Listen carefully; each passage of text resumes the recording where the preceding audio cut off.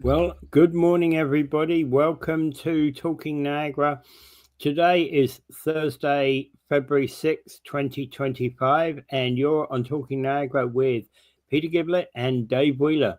Welcome, everybody. Morning, Dave. How are you doing? I'm good. I'm good. Thanks, everybody, for showing up and tuning in. As always, every weekday morning at 7 a.m. Yeah.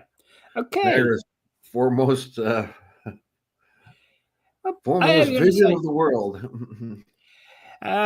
we're the talk show. It's about news that impacts Niagara Falls, the Niagara Falls area, and sometimes beyond.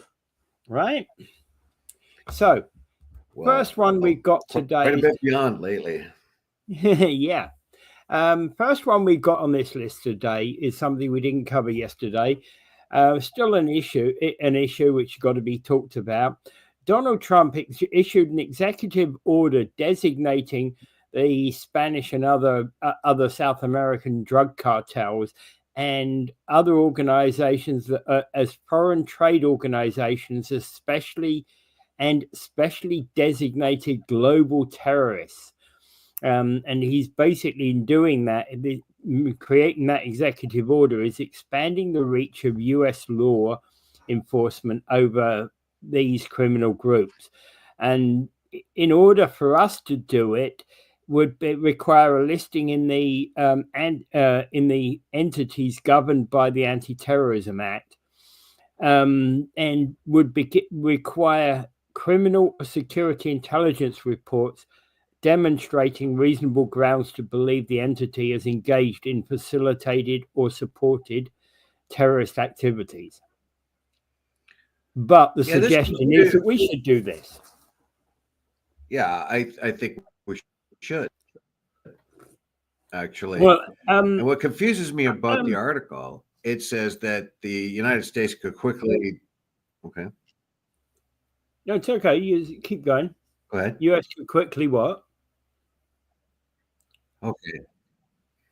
What confuses me about this article is it says that the United States in their system can quickly draw the conclusion that a organization or entity is a terrorist organization, but it takes us a while to do that. It has to be screened and there's a process and everything. But I'd like to remind everybody that That's the right thing, though, surely, isn't it, to screen and process? yeah, but do you remember the Canada designated the Proud Boys as a terrorist organization nearly instantly after the January 6th insurrections, Yeah. Yeah. didn't they? Almost right away. So Yep, they how did. how is that they could do that so quickly, and that it will take them a long bureaucratic process to designate the drug cartels as terrorist entities? So the way he explains it in the article is he explains the process by which Canada goes about designating a terrorist organization. And I agree. Well, here I am again agreeing with Orange Man Bad, but uh, I think that's a very good way to think of the drug cartels as terrorist organizations, particularly in Mexico, where they definitely are a terrorist organization. They are a crime organization that uh, that really uh, is really destructive to the Mexican way of life. They have an incredible amount of political and military power, and they are a terrorist organization in anyone's view. I So, agree. In Mexico, they probably are. I'm not so sure that they are, they're certainly a criminal organization here in Canada, and certainly a criminal organization in the United States. And RICO laws in the US would apply, as would any laws in Canada about organized crime. But I'm not so sure that terrorism applies to them.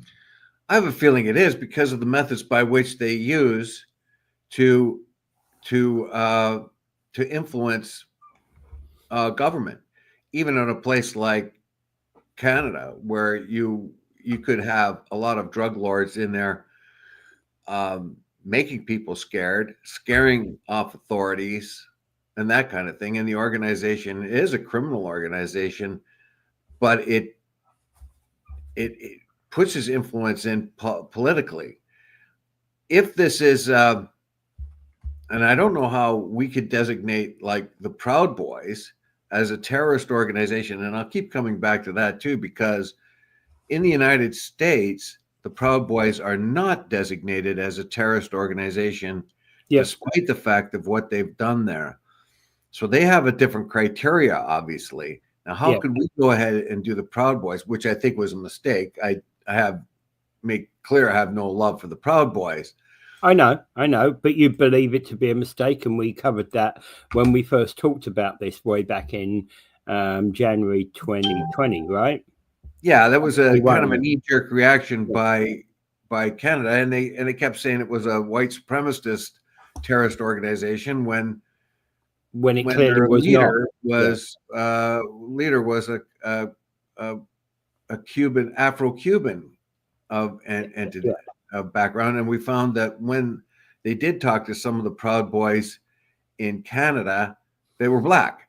So how is it they're supposed to be a white supremacist group? They are a fascist-leaning type of group, and that kind of thing. Fascist-leaning and in and of itself doesn't make them terrorist. No, it doesn't.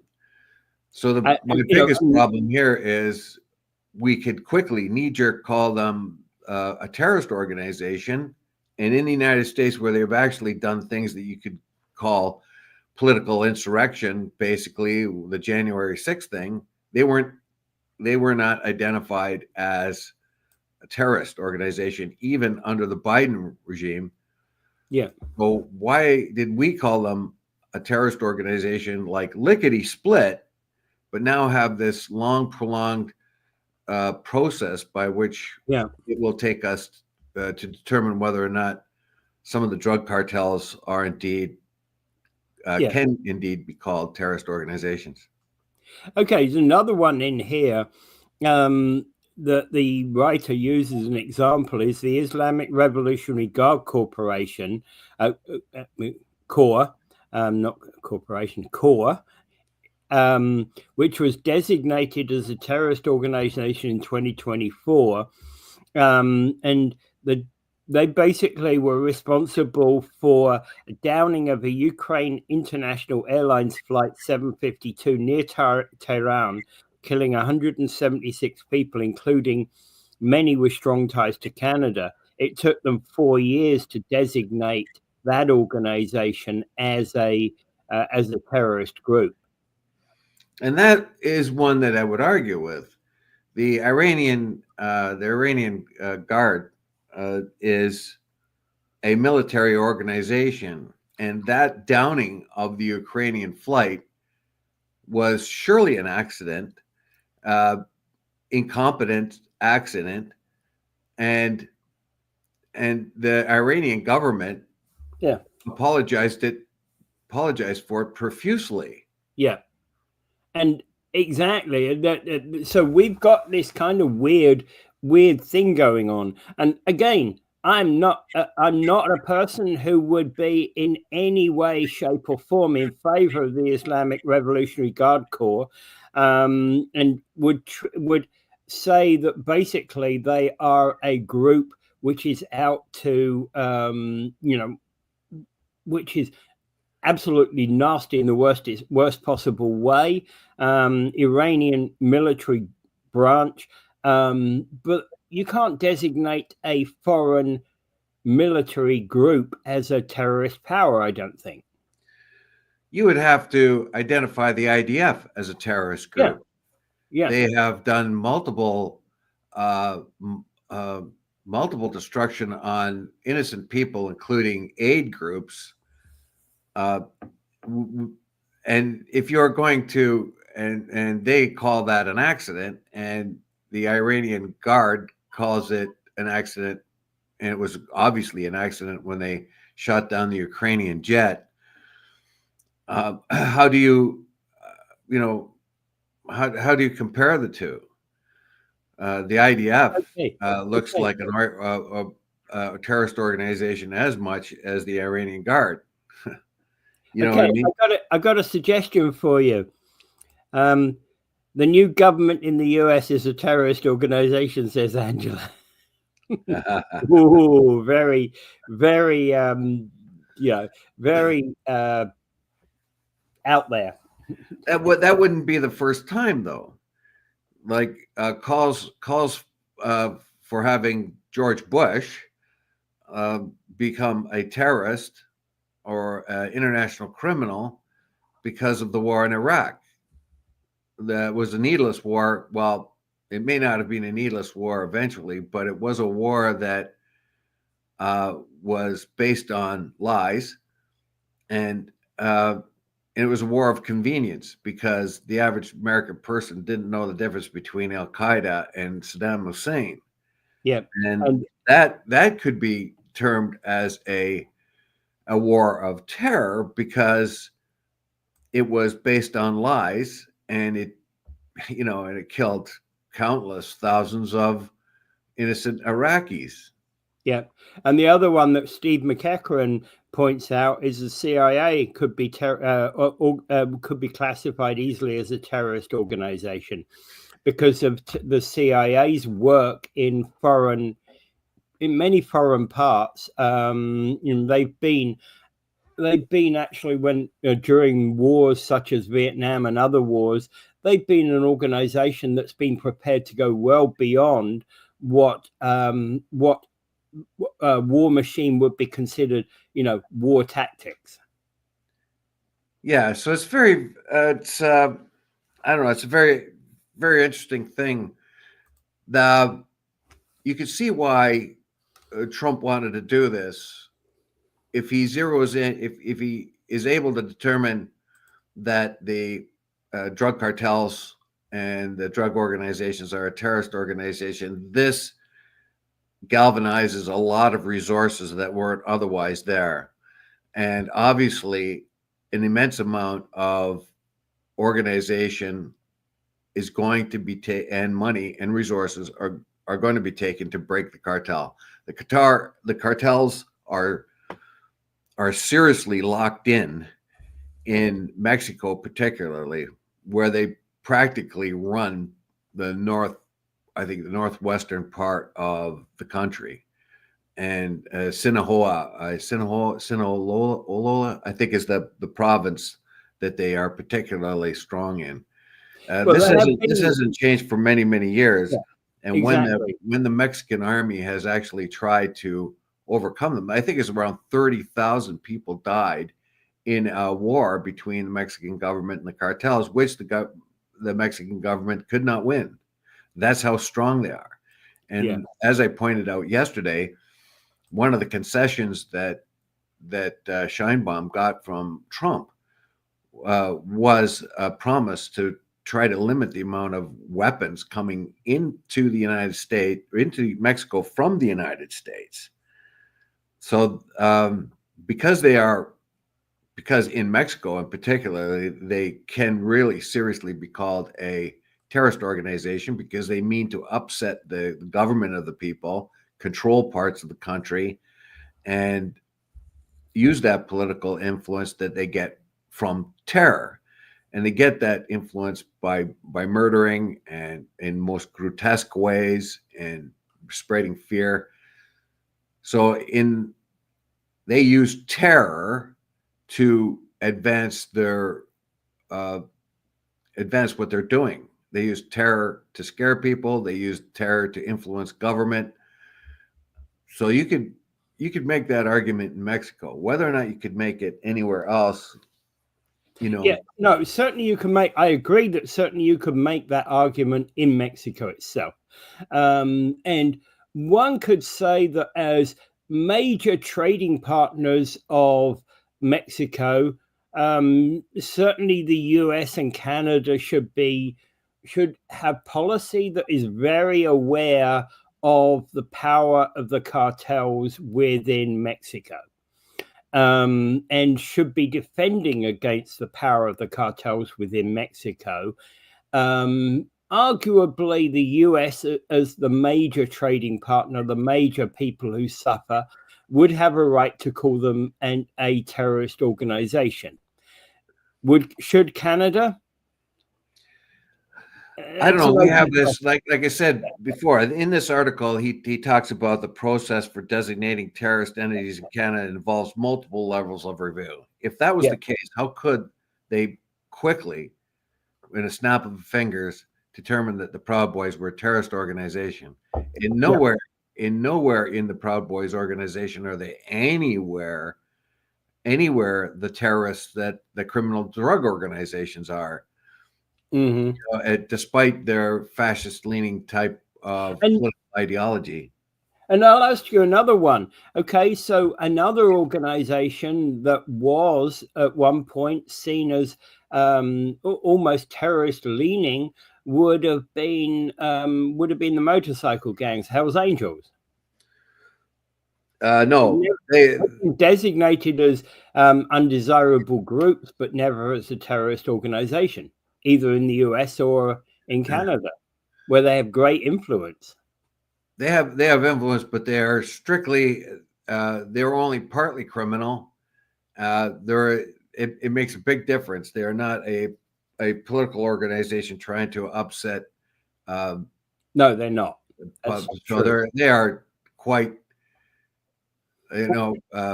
much more of a criminal organization, and only part time.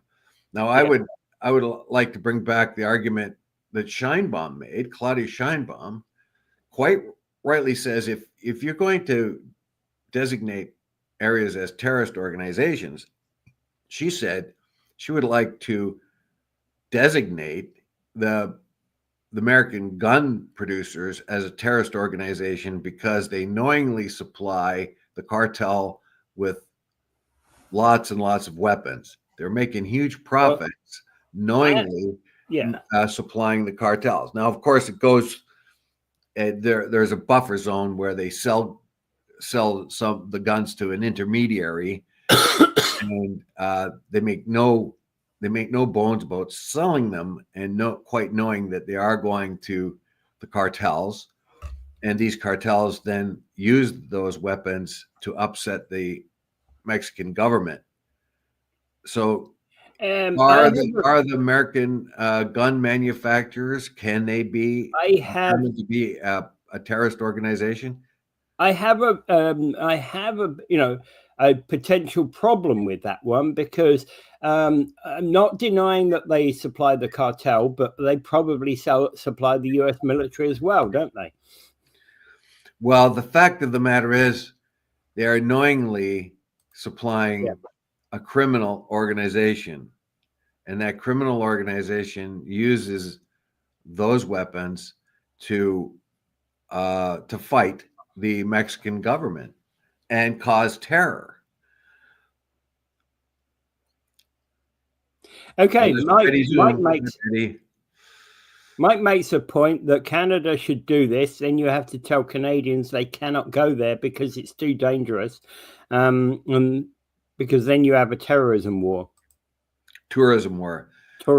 Sorry.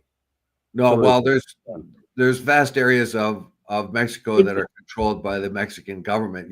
What you want to do is, if you go onto the Canadian government websites, they'll give you warnings about where you should and shouldn't go. And if you look at something like Mexico, they'll tell you the areas of Mexico you shouldn't go. They're too dangerous. But of course, most of the tourist areas in Mexico are very safe. Yeah.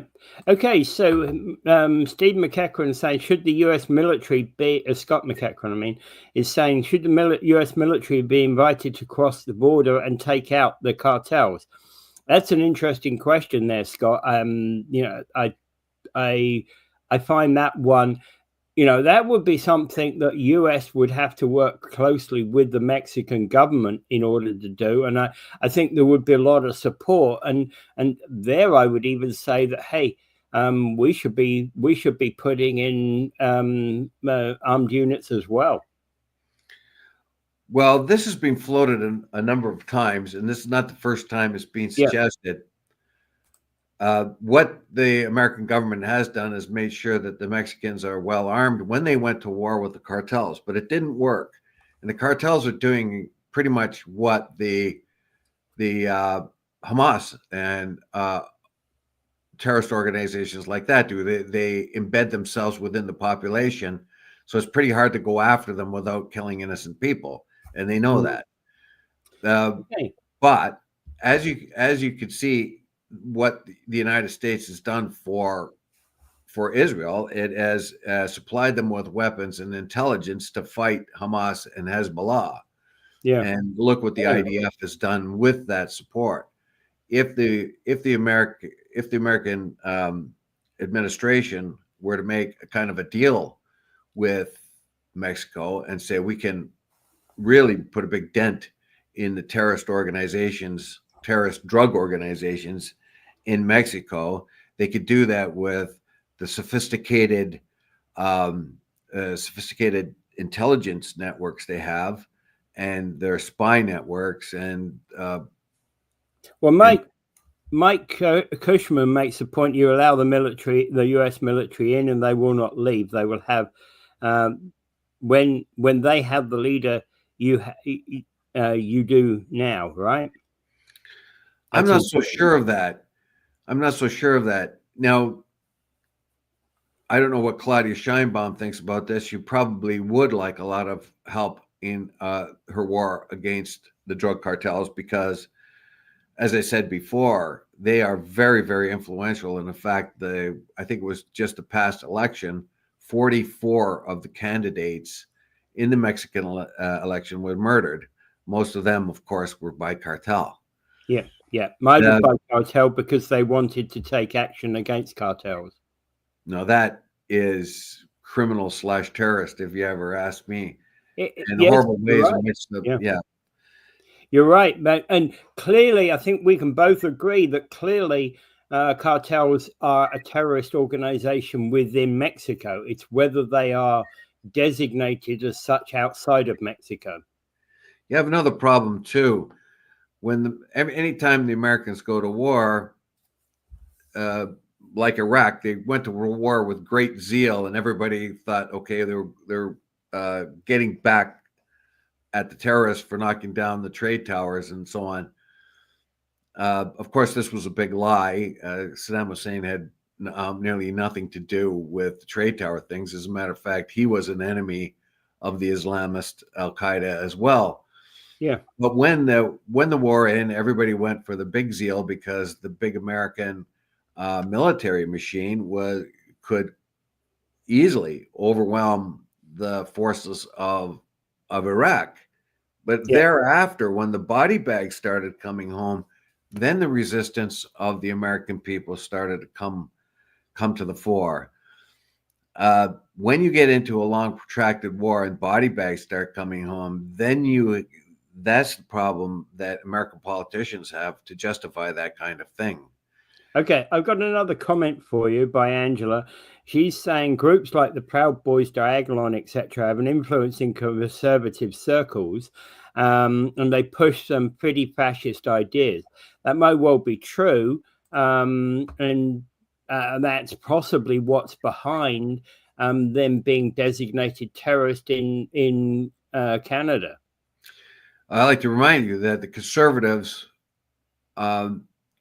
made no resistance. In fact, supported the designation of Proud Boys as terrorist group. It was universal support across Parliament, and the conservatives were as loud as anyone. Okay, so she also suggests the war in Iraq had nothing to do with September 11th. Absolutely, it didn't. Yeah, they looked for weapons of mass destruction that simply did not exist. Absolutely, yeah.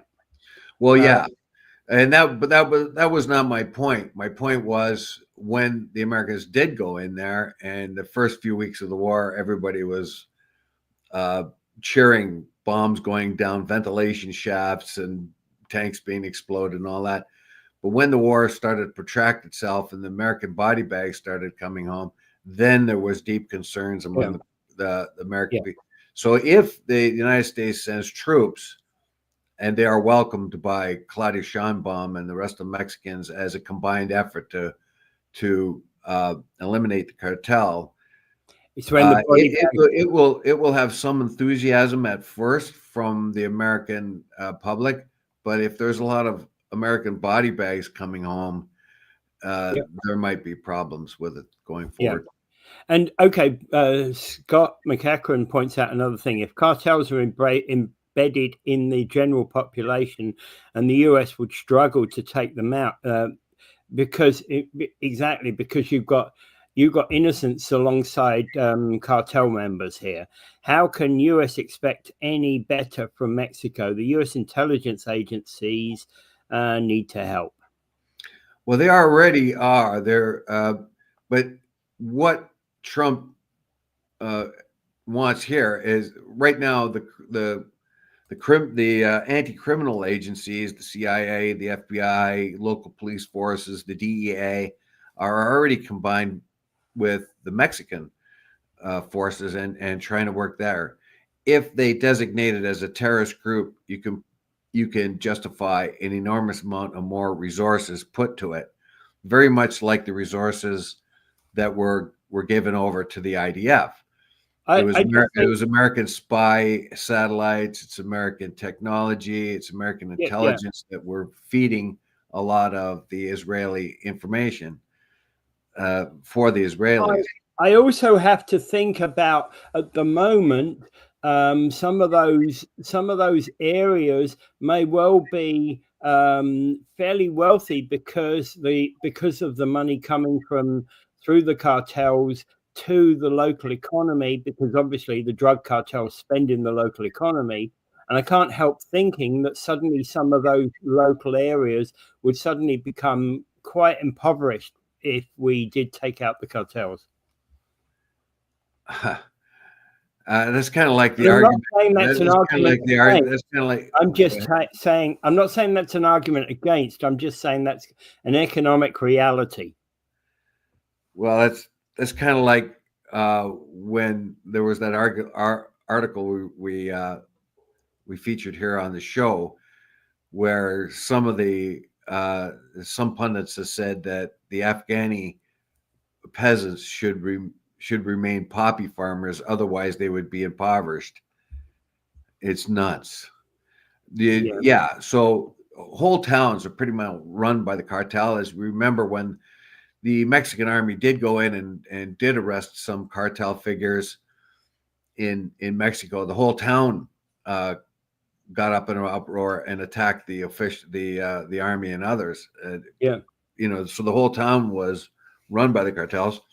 And unfortunately, they have this kind of anti-hero thing going on in Mexico, where they have songwriters singing songs about how great the cartels were, how different criminals were, how they kind of lionize these criminals.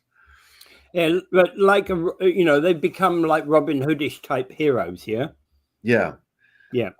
Okay, so Angela's saying last night every single staffer at the CIO was offered payouts to leave their jobs. The government is currently being dismantled in the US. And how many terrorist groups from India are in Canada? Asked Mike. And that's a very good question, because we've seen a lot of involvement in that way, and that's okay. Do we think drugs money laundering will ever end? I want it to. Fair question. I don't think it will. I'm not so sure we're taking the right approach on all of this. Well, the Khalistani movement obviously has a terrorist element to it. In Canada, there are Islamist terrorists in Canada too. That's very obvious. We've caught a few, and we're letting too many in. That's one of the complaints that the Americans have of our inability to screen very bad actors coming in on ordinary visas. But getting back to the terrorist thing, yeah, if you do, like Betty says, people are going to be tempted to say, yeah, if it takes designating them as terrorist groups to get rid of them, yeah, let's do that. But there are legal thresholds that you have to work with. I don't know why they cannot designate the resources that they need just by calling them criminal organizations, very dangerous criminal organizations. But if you look at the mafia and all that, it took many, many, many years and a lot of sophisticated intelligence to bring down the mafia to the point where it is right now. Would you have designated the mafia as a terrorist organization? At one point, probably yes. When Capone was in power, when a lot of innocents were getting killed on the streets of Chicago. Well, Capone gets a lot of headlines, but he was among only a mid-level type of goon. It was the commission, they called the commission, that was the real problem, because that's when the mob bosses got together and made rules for one another and divvied up the country into spheres of influence. Yeah. Oh yeah. That particular thing is more really a crime organization, because although they did meddle in politics, it was profit, and when they could, they flew under the radar. Whereas the cartels do not do that. They are out in the open, and they put people's heads on stakes, hang people in the middle of the city square. So yeah, that's an interesting thing.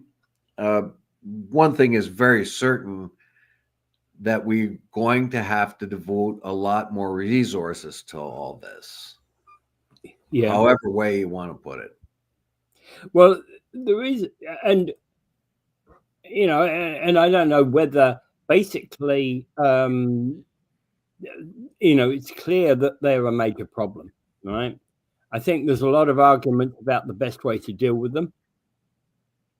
Look, they're eroding they're poisoning the minds and bodies of the people. They ply a trade with substance that are almost irresistible once someone partakes of them. And it is corrupting our society. It is weakening us.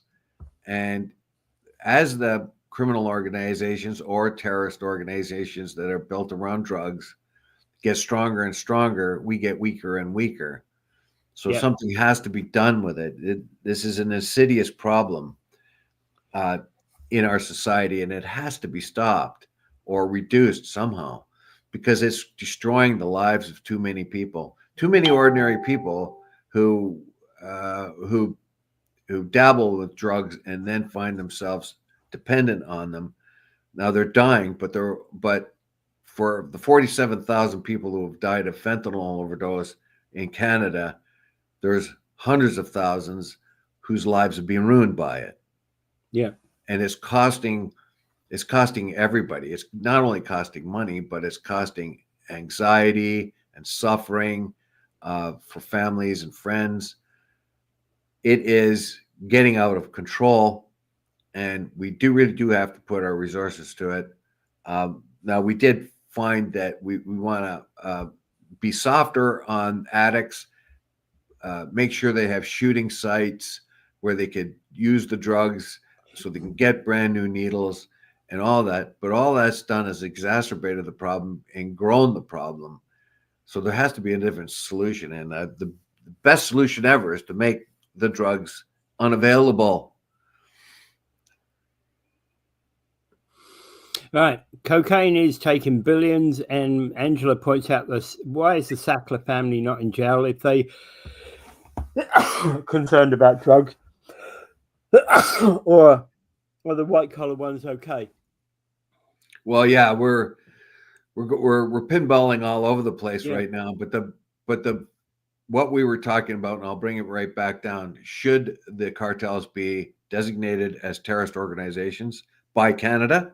The United States has already done that, and the argument in the article is that Canada takes a lot more time and um, bureaucracy in order to come up with a designation of terrorism. Although I counter that with the fact that how fast the Proud Boys were designated as a terrorist organization, lickety split. Yeah. And the Proud Boys were never designated as a terrorist organization in the United States. Yeah. So I suspect the length of time taken for the Islamic Revolutionary Guard from Iran was because of it being a foreign military organization. Yeah, and I am not really even convinced that they are a terrorist organization. They're bad actors in an organization. Yeah. But they're an armed force from a state that we do not support. Well, the meddlings they have throughout the area is things that we don't support. No. Well, and it was very, very important for the Israelis and many Canadian politicians to designate the Iranian Revolutionary Guard as a terrorist organization. And the reason for that is because then that justifies a lot of resources to be applied to that. And I think that we have to really come back to the drug cartels again. Is it justifiable to designate them as a terrorist group so that we can apply that many resources to them, open up a whole new door of resources? What I don't have the understanding here is why aren't those resources available for huge criminal organizations? Yeah. Okay. So some Canadians are canceling U.S. travel. I think it's a mistake. Of course, a lot of Canadians are canceling trips into the United States. I think far more of them are canceling trips into the United States and going down to Florida because they don't have the money. The Canadian dollar is so weak right now. A lot of Canadians in Florida are selling their condos because they can't afford to keep them. Yeah. Because the Canadian dollar cannot keep pace with the U.S. dollar, and so they find themselves unable to afford them. So that's one story. But the other one, I do not think we should punish the American people wherever possible for what the government is doing. I can't support the United States by going down there for a holiday. If you've got friends down there and things like that, don't let government interfere with your life. Exactly. I would say, generally speaking, I see the economic reasons. I clearly do, because Canada, in comparison, is suffering because even if you've got a good wage, suddenly now you're now finding it's going to be 20% or 30% more expensive to go to where your favorite holiday spot in the US, simply because our currency is being devalued against the US dollar. And, that's clearly part of a Donald Trump, tactic to devalue the Canadian dollar against the US dollar in order to make the US strong again. We talked about that yesterday. But again, there's no, I can see the economic reason why you might not go there, but I would say if you've got friends, you go. I would say right now, considering the one thing Canadians should do is do as much traveling in their own country as they can.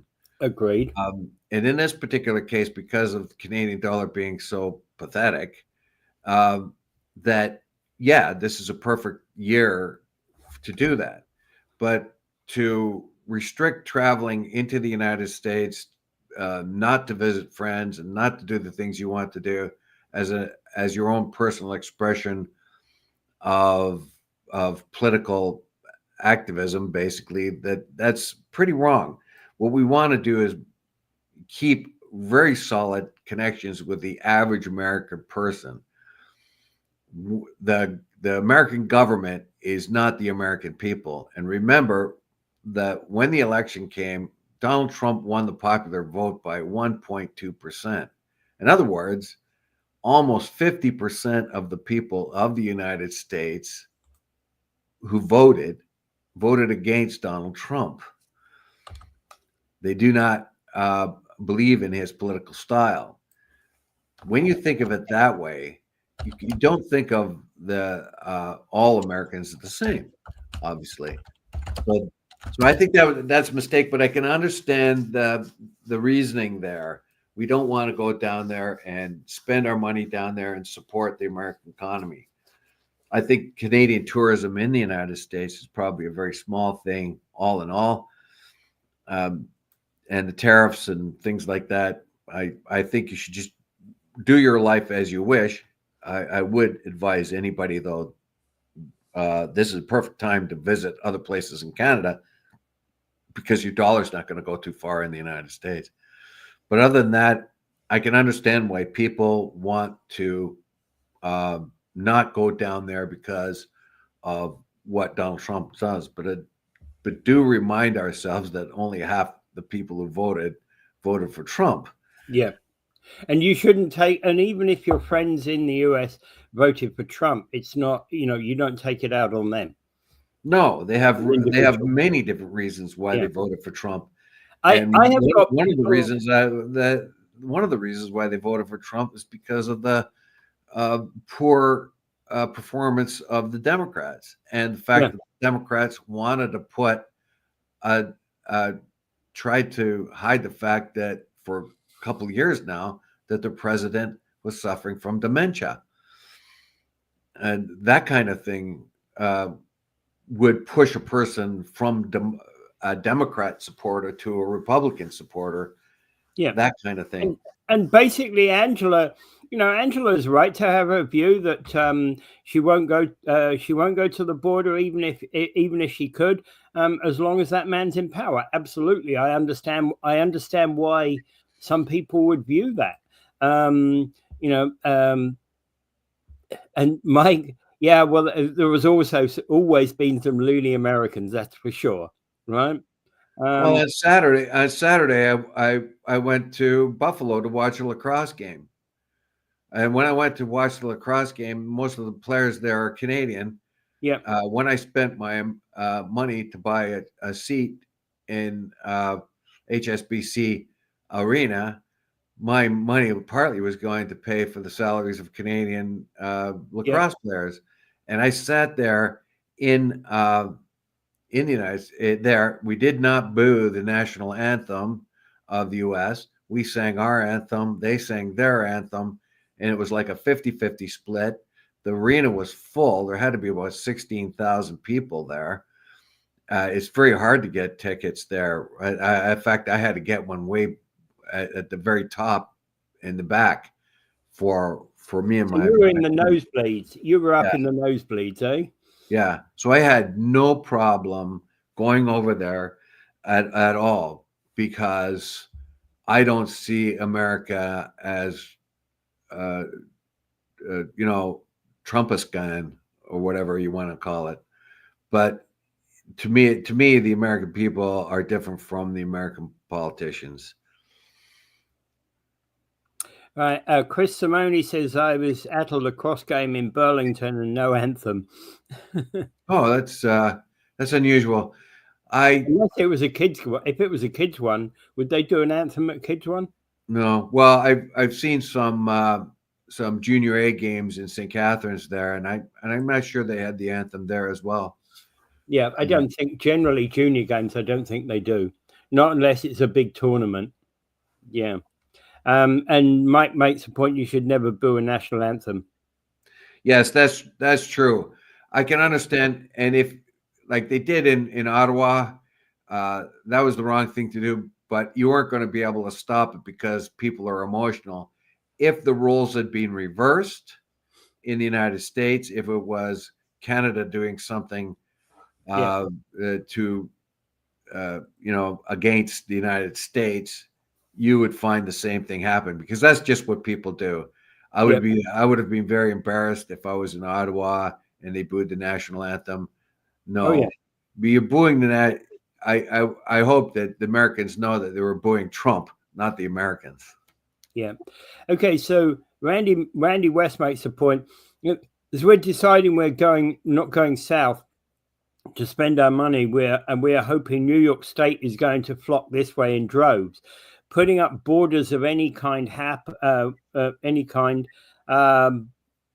But would you choose to support Mexico over the USA? People are people, and the point being is, yeah, our city relies upon incoming US people coming here. Yeah, to support Mexico over the U.S. is the wrong way to do it. To support Mexican policy, if we think it's better than American policy, then yeah. But to support Mexico over the United States is the wrong way to look at it, because you want to support the Mexican people and the American people. You know what I mean? The politics, yeah, you can criticize the politics. You could support the ideas of the Mexican government over those of the American government, depending on what the issue is. But I really want to reiterate what happens, however, is a lot of anti-Americanism starts to happen, and it's not justified. If you've ever traveled with Americans and people hate them, well, what are you doing? Well, you're wrong. Why are you hating this person? Because of what their government has done. No, absolutely. This person may have voted against that government, Yeah. Oh, yeah. No, and over the years, we've seen plenty of things that and without referring to any specifics, I've seen plenty of things that I think the US government, I'm like, why would they even think about that was the right thing to do? Yeah, I've never taken it out on any American that I've ever been in contact with. And in fact, actually, I'd say that probably most Americans that I've ever been in contact with, that I've ever talked to about those things that I've deemed crazy at the time, they've agreed with me. Yeah, you see, Americans are part of democracy, just like you. And do we really want to boo the Russians, the Russian people? Imagine if a Russian hockey team came here, to play our juniors or something. Do we really want to boo? No, we don't want juniors. They're a bunch of young men playing hockey. Yeah, we want to encourage them to be. We want to encourage them to be the best they can, because we want to be able to beat the best team that they can muster. Yeah, it's down to sports. Yeah. So it's about anti-Americanism is not a good idea. Anti-American policy, that sometimes is a good idea, but the Americans are an imperial power, like China, like the Brits before them, and the French. Yeah. They always meddle in other people's concerns, and that you're not going to be able to stop. Yeah, imperial powers will always have haters. Absolutely, they will, and I understand. For good reasons sometimes. Yeah, and I understand when we look back in the time when they used to hijack planes. Oh, you've got a British passport, you're staying on the plane. Oh, you've got an American passport, you're on the plane. Oh, you've got a Canadian passport, go, see ya, bye. Right? That I understand those attitudes. Right? I don't agree with them, but I understand them. Yeah. So I like to talk now about Trump's Gaza plan. Well, I was going to say that, okay, we can talk about the Gaza plan, but I want to quickly say Niagara Falls residents are going to be expected to shovel snow by the end of 26. Yeah, I went over. Now, this is an interesting debate. Normally, culturally, we as Canadian residents, as far as I can remember, as a little boy, you went out and you shoveled your sidewalk. Yeah. The sidewalk is technically the property of the city or the municipality, but in my world, everybody shoveled that sidewalk to benefit their neighbors and to keep the sidewalk open for safe travel. so people can walk up and down the sidewalk during the wintertime. However, there's some debate about it, and we find that in our city, 75% of residents already shovel their driveway or their sidewalk. Yeah. That the attitude among our citizens, I think 84% of our citizens believe that the individual homeowner is responsible for the sidewalk. But the issue comes up, should it be a bylaw? Should you be punished for not doing it? Other municipalities all wrong have had laws or bylaws that make it obligatory for the homeowner to shovel their driveway. And that's what Angela's just basically said about St. Catharines.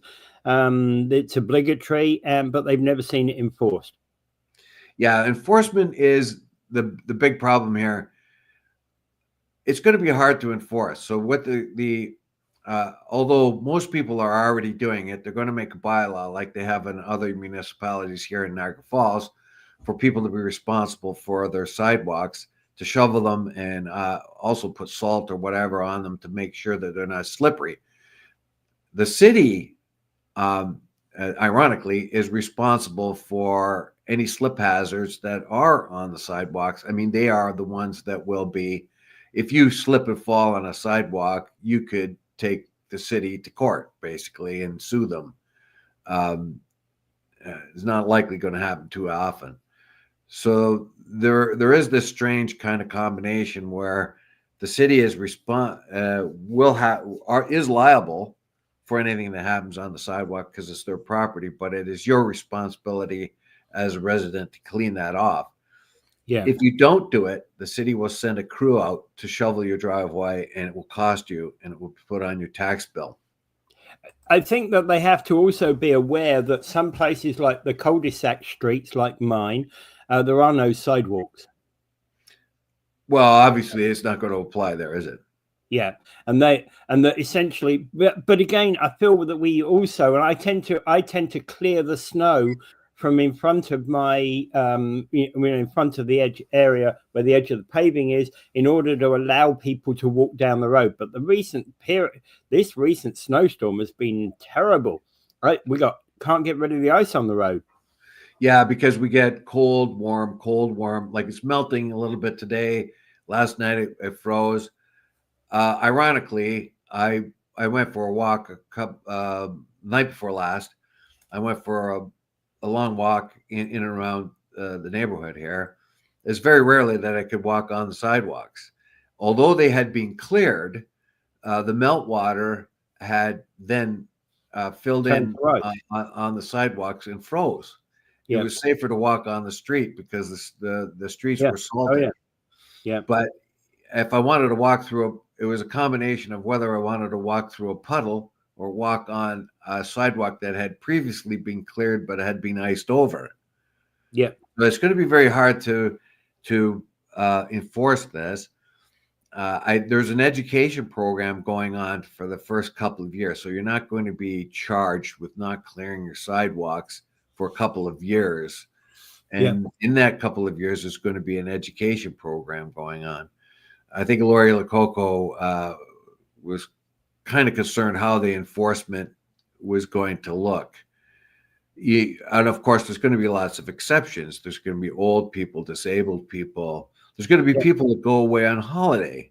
Now, are you responsible to clear your sidewalk while you've gone to Mexico instead of Florida for your vacation? People go. A lot of seniors go for months at a time. Now, who's responsible? They are then still responsible for cleaning off that sidewalk. So obviously they would have to contract somebody or get somebody to do it. So it's the enforcement part of it's going to be a bit tricky. Yeah, and that could be, especially for those people that are away.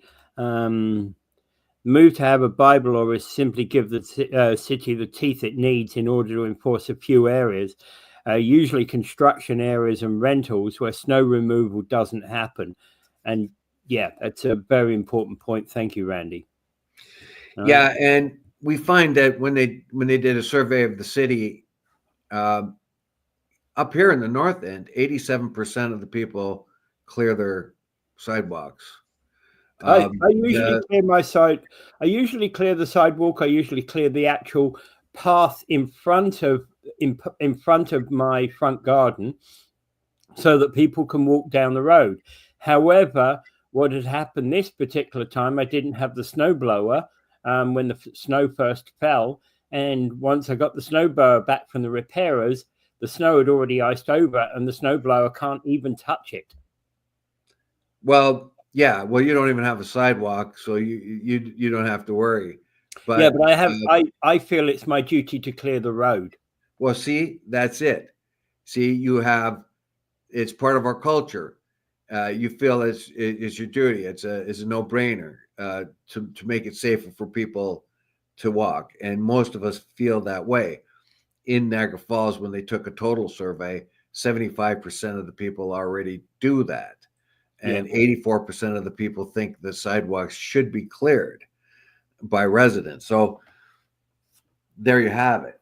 Now the problem, of course, is how to enforce it, how to get it, and it doesn't always work. As I said before, I've taken a couple of walks this winter, and I could not walk on the sidewalks. They were much more dangerous. Well, as Angela said, cleared them off, and then the snow had melted, and that water had frozen. It was hard. It would be impossible for people to keep up on it at the rate at which it was freezing, snowing, melting, freezing, snowing, melting, etc. Yeah, exactly. So, Chris, thank you. And Angela points out the worst of it is actually when you've got some people who clear the snow and others who do not. Right. Okay. And Randy's, I have a tractor. I do my walk, your walk, their walk, and all the driveway ends plowed in by the plows. Just pass that along. Yeah, absolutely. Yeah, Randy was a kind of a hero. Basically, he was on in the news when we had that really bad snowfall for a while back ago. Randy came to the rescue. Thank you, Randy. There you have it. There you have a community-minded fellow right there. He had the resources, and he shared those resources. I met Randy in Chippewa when he was doing some up in Chippewa a couple of years back. And you'll always find that one neighbor who has a good snowblower and does the old lady's house beside him, and the old lady down the road with a snowblower. So the community, there is a sense of community here, and we want each other to be safe. And Randy's a great example of that. Thank you very much, Randy. Yeah. Okay, Betty makes a nice suggestion. That information should be in the homeowner's handbook. Yeah, I like the concept of a homeowner's handbook. Got that one. City should be giving it out to all new residents, eh? Yeah. Yeah. Right. Okay. Let's. Yeah, that's another thing, because we have so many new Canadians from different areas of the world where they haven't had snow. It may take a little while to educate them to the fact that they are responsible for the sidewalk. They may not think they are if they see some city plows taking care of sidewalks, like here on Thorlstone Road. They do that because they want to make sure there's a pathway for children to walk up and down Thorlstone Road. It doesn't always work though, because I think that the city it dumps right on the sidewalk in some places. I think the city, though, should take responsibility, and this applies to, for example, areas like Victoria Avenue, Queen Street. The city needs to take responsibility for some of those areas because of because they are used largely by the public. Well, they do. They try to keep zones, particularly those areas where school children might be going up and down. So they do already. There are some areas which the city takes responsibility for. By the way, Angela, we have a sidewalk plow. We have sidewalk plows here in Niagara Falls, right? Yeah, we have them. We have them here too, and that's the means by which they clear areas that school children will need. So that's well done. So here we are. it's kind of very interesting that our problems are whether or not we're going to shovel our snow, and the rest of the world's dodging bombs and bullets. And there's huge cartels and all this other stuff. So to balance it with your everyday, day to day issue, hometown issue, is kind of good. Here we have our culture. Our culture has now they called it in the city document. They called it they in their survey found that people are socially compelled. I don't think that's a good word for it. Socially compelled means that the culture expects you to do it and compels you to do it. I've never felt compelled to shovel the driveway. I've always felt it was just a thing you do. Yeah. And so I resist that kind of wording. I think it's just a cultural signal, basically. I That think we it's the wrong move by the city, but hey, we know it's going to happen. Yeah, I think it's important. I think it's also important that the city gets together. There are lots of school kids that need community hours, don't they? Well, if you can get organized and get your school kids in, let's say, Ann Meyer, and there's going to be a lot of people in and around the neighborhood of Ann Meyer that are older folks and need their sidewalk shoveled. Well, this is a perfect opportunity for kids to get their community hours. And if you could organize it every year, Mrs. Smith and Mrs. Jones and Mr. Robinson, they're old folk or disabled folk, and they need someone to shovel their sidewalk. Interesting. Whether I've seen disabled people out there shoveling their driveway. You know, people on really dodgy, but they're coming out on their walkers, and then they proceed and shovel the driveway. Angela says, Dave, you should shovel the driveway if you want to take your car out. Yeah. Well, yeah. I don't have to. I live in a condo now, but for 55 years, like for all the time I've had homes, which is over 50 years, like I did the shoveling, of course. Right. Not in Montreal, Quebec in 1995, they cleaned the streets with what looked like a big vacuum cleaner. It was an amazing machine. Yeah, basically they clean the streets in Montreal. Basically, they sweep the snow to the side when they're clearing the streets first of all. Then they sweep them back to the center when they blow the snow into a snowblower afterwards in order to clean the streets up. But they do that because in Montreal, they also know that they have a significant amount of snowfall. They've got a foot, where we get an inch falls on a particular snowfall, they get a foot and a half of snow easily. So that builds up, and they just take them and dump them on city grounds. Yeah, and they do it speaking French. My side street is done in the spring, says Angela. Yep. We know about that. Yeah. After winter. And the only reason I'm convinced the only reason I get my side street done was because I picked upon the mayor 3 years ago, 22, about how bad they were, because on this show I picked on the mayor. So he comes and sends he said our street gets done when our street, which is the cul-de-sac end of 2nd Avenue, gets done, but the next section of 2nd Avenue does not. Figure that one out. Well, in the end, I think it's kind of a no-brainer. Like I said, when I was a kid and I lived in Scarborough, there was definitely a bylaw that said you had to clear your sidewalk, and but I didn't even think of that, or my father or anybody. It's just something you did. Your neighbors did it, you did it, everybody did it. And why? So that people could walk down the sidewalk For safety. Yeah. Yeah. The idea that it has to be a bylaw is kind of unfortunate because people will just do it anyway. But I suppose you need a bylaw to motivate those people who do not have the community spirit, so to speak. Yeah, some people need a bylaw to kick them up the arse. Yeah. Yeah. All right. But we are that is part of our culture in a winter country like we have.